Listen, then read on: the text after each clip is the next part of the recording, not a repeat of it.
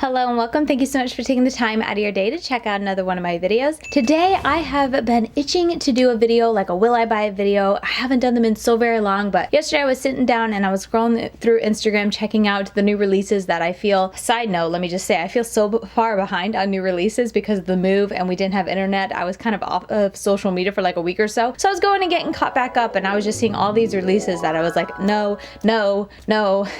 And I was like, you know what? It's a good time for an anti-haul or maybe a little bit of a roast. I don't know how feisty or spicy I'm gonna get in this video, but I definitely know I can do an anti-haul.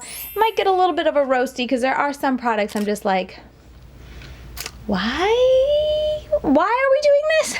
So I wanted to sit down and do that today. Let me scoot over so I can put the things on the screen and then we can jump right into this anti-haul / roast video for new makeup releases that I'm just like, nope.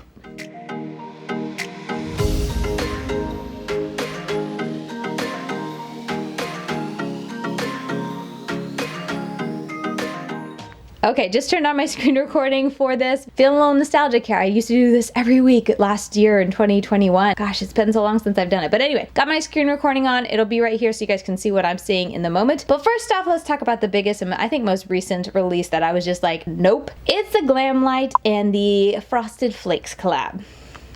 Am I the only one who's seeing this and just like, why? I understand that Glamlite does a lot of food theme releases. That's their thing, that's their shtick. I get it, and I totally think that oftentimes they hit it out of the park, like the Hershey one. Even though the color stories on a few of them, I was like, But still, like the theme, the packaging, I was like, okay, I can see that. Ice Cream Dreams, I can see that. You know, the Dirty Martini with the packaging, I could see that. This, I'm just like, but why though? Maybe Frosted Flakes is the owner, Glamlite's owner's like favorite cereal, which could be a thing. I've also heard her like talk about how much she loves McDonald's, so I'm waiting for a McDonald's collab from her. But maybe Frosted Flakes is her favorite cereal. But anyway, that aside, this is a setting powder and it's got like the fake cereal on top. I mean, it's not real, but it just, I don't know. There's no appeal to me when I see it. When I see it, if I were to see it in my makeup, it'd be like, oh, you know, is that soggy cereal? This is also coming from someone who is pregnant currently, and anytime I do wake up early enough to do my makeup before the kids, I have to get a bowl of cereal to eat on while I am getting ready, because otherwise I'm nauseous, and it's just a bowl of cereal has been an easy thing for me to eat to get started on the day. So I frequently have a bowl of cereal while I'm doing my makeup. So if this was on, not Frosted Flakes, too much sugar. Getting off topic, but I do often have a bowl of cereal as I'm getting ready. So the thought of having a setting powder bowl of cereal thing on the desk, I'd be like, wait a minute, did I forget to take the cereal back to the kitchen?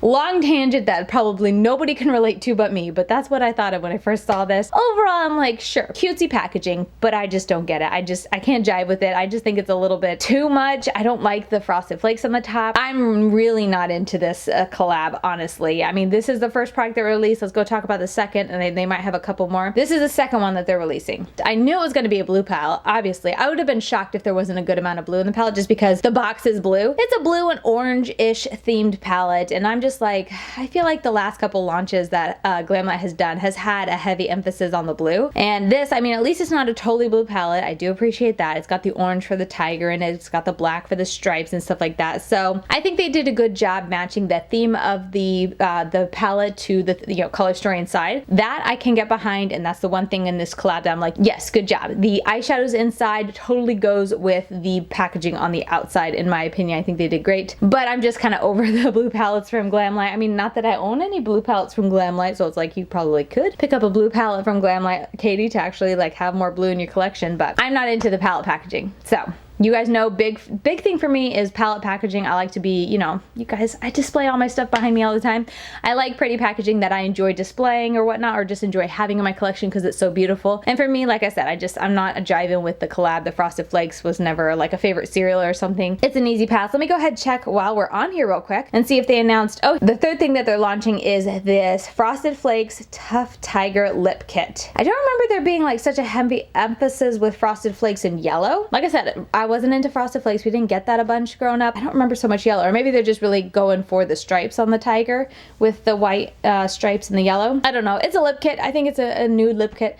It looks cute, but I'm not into it, so it's an easy pass for me as well. So yeah, I think that's all three things that they've launched so far. Do they have any more? Let's see. Well, who's ready to see the next product? Okay, so there's more coming, which I can't include. Maybe I'll put it right here real quick on the screen if I do have time between recording this, editing it, and posting. posting it and them announcing it. If I am able to, I'll stick it here and I'll let you guys know my thoughts, but I'm pretty sure it's going to be a pass. I'll be shocked if there's something in this collection that I'm like really into, and if it is, I'll get back on camera and I will eat my words and tell you guys that I got it. But so far, I don't think anything in this collection is going to be for me. All right, next up is going to be the Adept Cosmetics. This is the Superman palette collab. That's not what it's called. House of L. I am not into Superman. This was a Christopher Reeve Superman, like a tribute to them. I personally don't know anything about that. I was never into Superman, so I'm not sure what House of L and all that is. But anyway, this was the owner's creation and kind of a tribute to the Christopher Reeve Superman. And I don't know. I'm just really not into it. I mean, like I said, I don't know anything about House of L,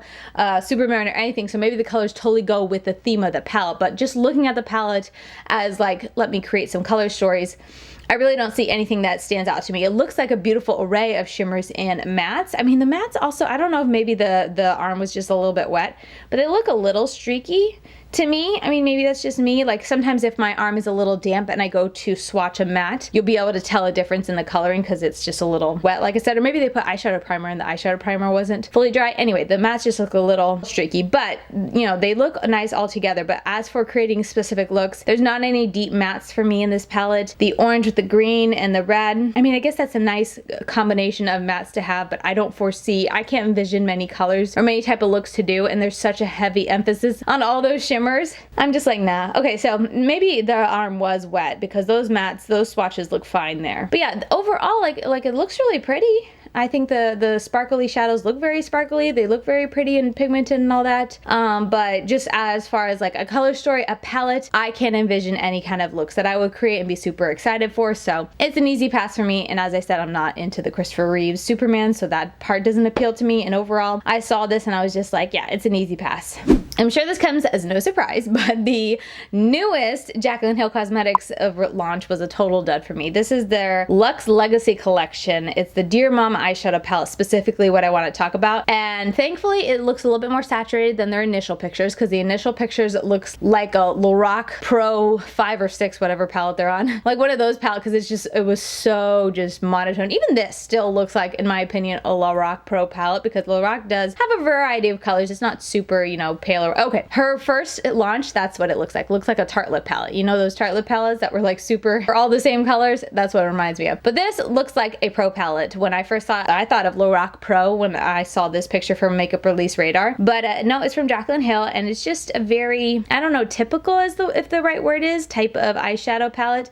This will definitely, I feel like, cater to, and a lot of people who enjoy just more of a neutral-ish type of barely there, not into what I'm into when it comes to what's on my eyes. It's gonna appeal to them, so I'm sure it'll do well. I'm sure it'll sell well if the quality's nice, but for me, there's 2 greens in there that I'm like, oh, those would be pretty, but that's it. And obviously I have tons of other palettes with good greens. I don't know, nothing, and the other things in this collection also don't appeal to me. The setting powders, the setting spray, I'm assuming. I don't know what that is. Eyeshadow primer, lipsticks, lip liners. It's all an incredibly easy pass for me.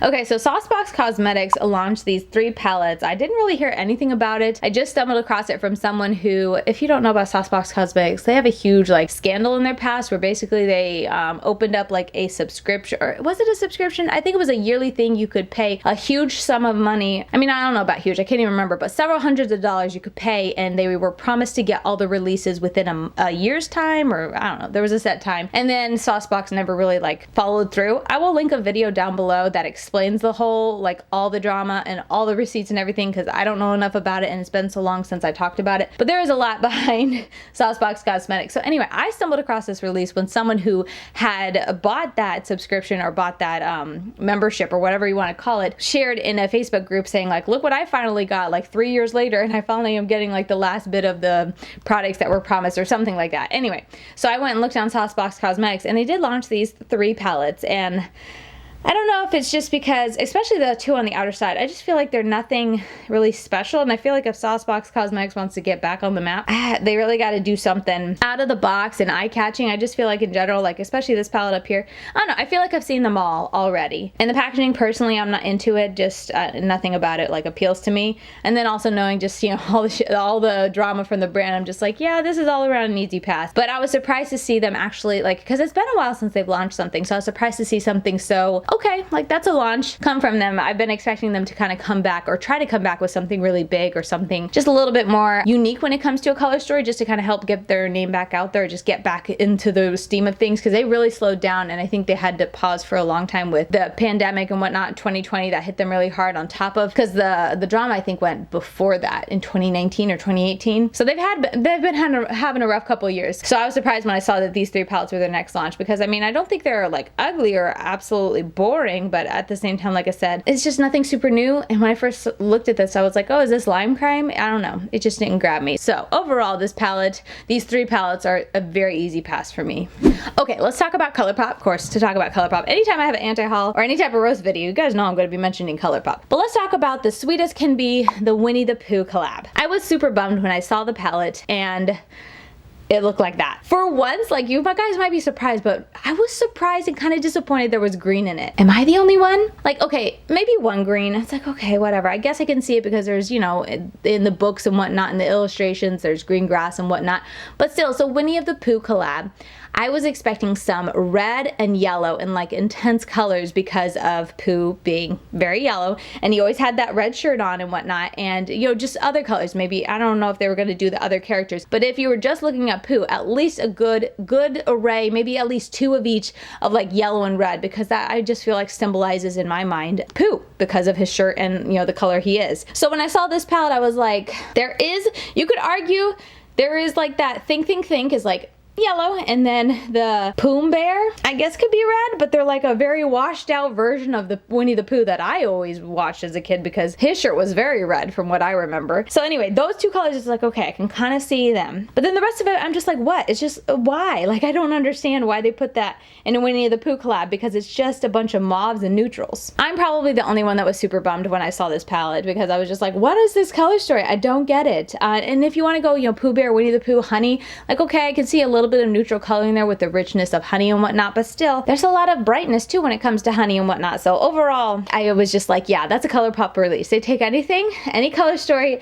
and they got to put at least half of the palette be either neutral or mauve. I feel like that's always the case with Colourpop. They have to just, if it's got color in it, it's got to have at least half of it be neutral, or like a neutral brown, I mean, or a mauve tone and pinky. So this was a big miss for me. The packaging is cute, sure. The little lip mask, I think that is, the little honey pots, sure, that's cute. But overall, I don't know. I was just really bummed. Like, I guess if you look at the artwork for the palette, it kind of goes more with the color story, but when I was thinking Winnie the Pooh, I had like the, you know, nostalgia, like when I was a kid, Winnie the Pooh in my head, and this palette color story was not it.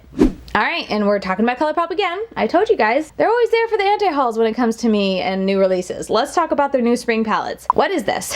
Like I said, if they do any palette, even if it's a colorful palette, I feel like it's gotta have either neutral browns or mauves in it. And like, look at this. We got some pinky mauves and neutrals. This one, we have a little bit of like warmth, but still a lot of neutrals. And this one, you got some cool tone colors in there with the grays, but then you got all the neutrals. Anyway, I just couldn't believe that. I was like, what is this? Like, the packaging is cute. I love it. Like, this one, I would have loved to have seen a lot more yellow and orange.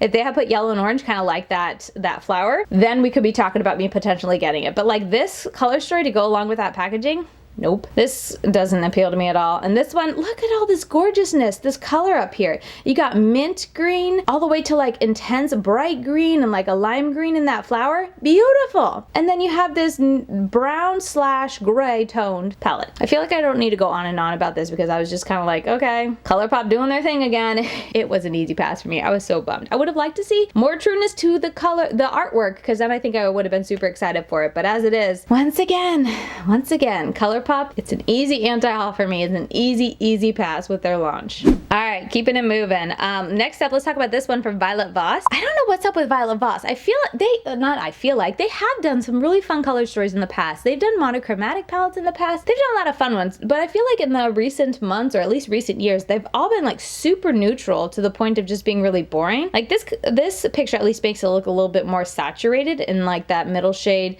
Sensation actually looks like a mustard, but in their promo shots. It doesn't really. I mean, maybe a beigey mustard. I don't know. This palette, I was just like, what is this? Like, why? I don't know. I wish Violet Voss would get back to the intense colors, because I feel like when I first started hearing about Violet Voss, they had those big palettes. They were almost like a Morphe, you know, with the big palettes. So I appreciate that they've gone down to these smaller palettes. I definitely much more prefer that. But still, they had like a variety of colors in those palettes. And recently, with all their palettes coming out, at least the last couple launches that I've noticed, it's been really like neutrally. 10 shades, 4 mattes, 6 shimmers, too many shimmers. But regardless, I mean, I'm not really into the colors themselves. So, and there's no really deep matte color either, and a lot of these shimmers kind of look the same, or like they would look almost identical on the lid. I don't have much to say about this except that it really did bore me, and I was just like, what palette is this? And then I looked, I was like, that's Violet Voss? I don't know. I hope they kind of get their game back and come out with more like monochromatic palettes. They had a rainbow palette once. I think they even did pastel. So I don't know. I feel like I missed the mark when it comes to Violet Voss, and I should have been trying them back then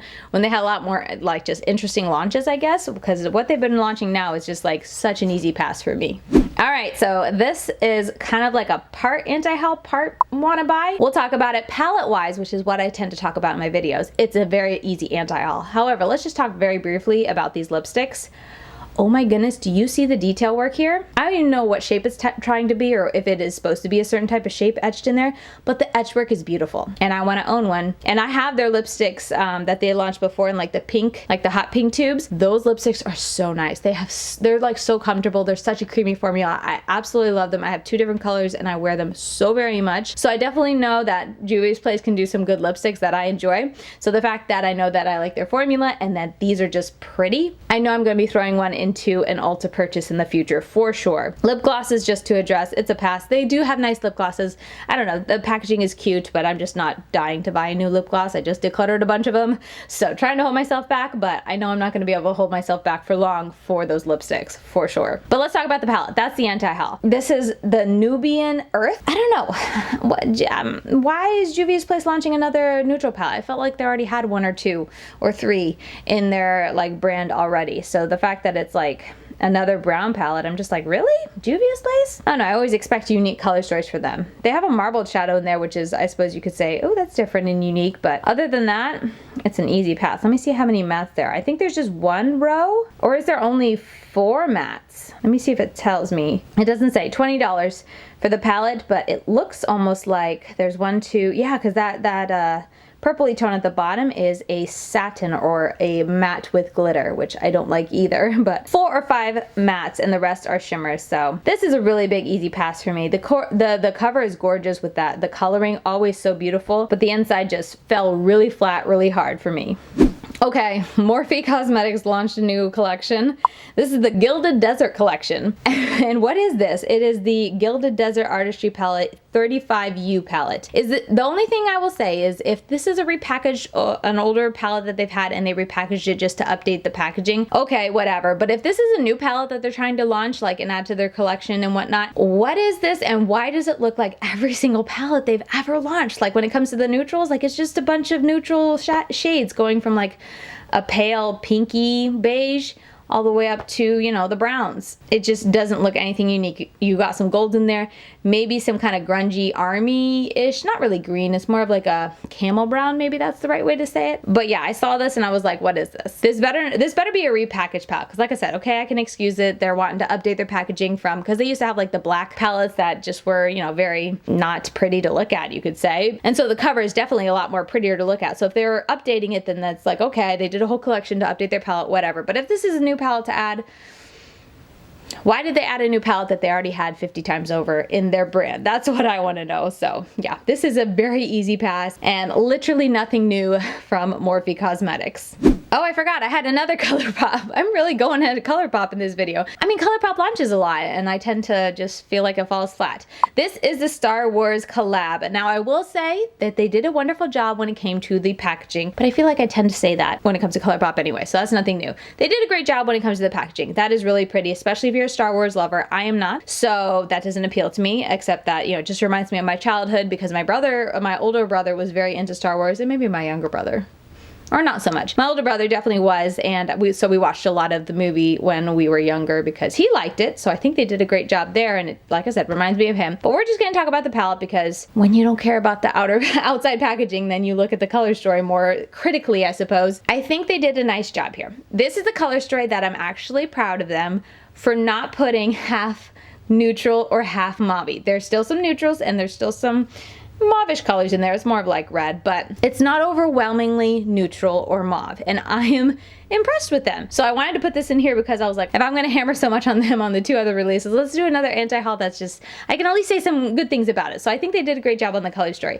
But when I'm looking at this palette for the color story, I just don't get inspired or excited when I look at this color story, and when I sit to envision the type of different looks that I would create with this, I don't know, it just falls a little flat for me personally. So it's just something with me in the color story, I'm just like, I'm good. Looking at the actual color, like the colors instead of just the swatches, I do see 1, 2, 3, 4 colors in there that I would call like very neutral matte. So they do, like I said, they still have some in there, but at least it's not a heavy emphasis, or at least, like I said, half the palette mauve or browns. But yeah, it's just for me personally, when I look at this, I see the pop of blue and the pop of red that I think is really pretty. I like that they have those dark tones with the blue, the red, and the black in there to help create looks and create depth. I think that's really pretty, and it's a well-rounded color story. It's just not a color story that excited me a lot, so it is going to be a pass. But Colourpop did do, I think, a really nice job in the color story of this, and that they didn't depend so much on their browns and mauves. Okay, last one for today. It's going to be the sneak peek. This is the Kylie Cosmetics bronze palette, and she's also coming out with the mauves palette, but we don't have any sneak peeks of that yet. I think this is a return of a palette she had previously. So again, I can give a little bit of grace. It's like, okay, you had it. You wanted to redo the packaging and redo the formula, it sounds like, as well, whatever. But at the same time, it's like, why? I don't know. I just feel like this is a palette I've seen a lot from her because she tends to do very neutral mauve type of palettes whenever she does a type of color story. So the fact that she's gonna now come out with a palette that's one's dedicated to the bronze and one's dedicated to the mauves, it's kind of like, not a little repetitive, but for me personally, it's just gonna be an easy pass for me. I'm sure there's gonna be a lot of people who enjoy this because, again, if you're like a Kylie Cosmetics fan, I feel like you're more into Kylie Cosmetics, more of the bronzy eye look maybe in general, as opposed to, I feel like people who are into the indie makeup are into more of the color, just because maybe that's just because naturally you can find more color and more good quality eyeshadow in the indie world when it comes to color than in more of the mainstream like Ulta brands. I'm getting off on a rabbit trail here. Don't pay me any mind if you disagree with that. Not saying that, you know, if you're someone who likes Kylie Cosmetics, you can't like color. Not what I'm saying here, but anyway, it's a very easy pass for me because I was just like, this is nothing new. Literally, we've seen it a million times over. And honestly, I don't know if like her formula has improved. I've never tried her brand, I don't think. So anyway, I don't know anything about her her eyeshadow formula. I've heard very mixed things, but this is like way back. I feel like I've heard nothing, you know, recent from her brand in a long time, so I really can't say to the formula, but I don't know, I just feel like this is something you see from Tarte for sure, from Too Faced, from like all those type of brands, from NYX. I feel like NYX has a lot of neutral palettes. So alright, so that is gonna do it for my anti-haul for this video. Of course, I thought this video would be shorter just because I was like, oh, not talk about many products, but me and makeup, I always tend to make it at least over 20 minutes. It's usually between 20 and 30 by the time I get the final cut, but it's over 30 minutes at this point because I just talk so much. So I hope you guys don't mind that, and I hope you guys enjoyed this anti-haul. And yeah, just let me know your thoughts down below on all of these products. As always, like, I enjoy sitting down and recording these videos, but I also look forward to hearing your thoughts on the new products and what you guys think. I am well aware that probably a lot of the products I'm anti-hauling, a lot of other people are going to be excited about. So please don't feel bad if I just kind of like trash on a product or a launch that you're excited about. That's just, these are just my thoughts for me personally, and so I wanted to share them with you today. But yeah, all the products in today's video were just a very easy pass for me, and I'd love to hear if they were passes or hits for you as well. But with that said, that is gonna do it for me. Thank you guys so very much for watching. As always, I'm over on Instagram. I'm LadyKatie92 over there.